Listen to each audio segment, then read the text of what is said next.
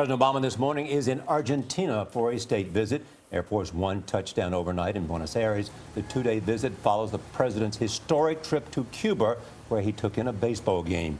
An image Tuesday showed the president seated next to Cuban President Raul Castro hours after the Brussels attack. It quickly came under fire back home from Republican candidates. Dean Reynolds is there with how the presidential hopefuls plan to confront the terror threat. Dean, good morning. Good morning. The Brussels tragedy was seized upon by candidates on both sides as a golden opportunity to flex some rhetorical muscle of their own in the political process. President Obama is happily at a baseball game, yucking it up with the Castro's communist dictators. In the political fight of their lives, Ted Cruz and John Kasich decided talking tough was the way to go. Had I been president, I would have cut short my visit. I would have flown home. Noticeably absent from public events was Donald Trump, but he made up for it by tweeting his disgust with the president, writing that Mr. Obama, quote, sounds so ridiculous making his speech in Cuba.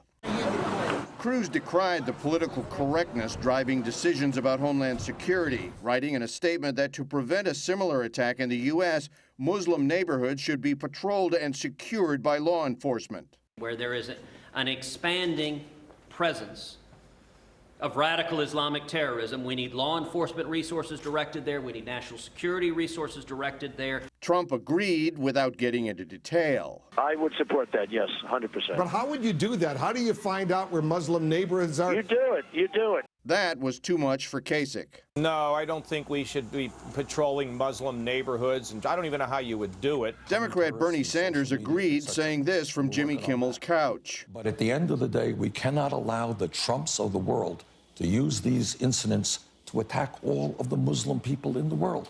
That is unfair. Taking a shot across the aisle, Hillary Clinton called out her Republican opponents, saying their ideas won't keep America safe. What Donald Trump, Ted Cruz, and others are suggesting is not only wrong, it's dangerous. Now, House Speaker Paul Ryan will be speaking today on the state of American politics. And it will be interesting to hear what, if anything, he has to say about sucker-punching demonstrators, baiting opponents, or hurling insults at competitors. All right, Dean, thank you so much.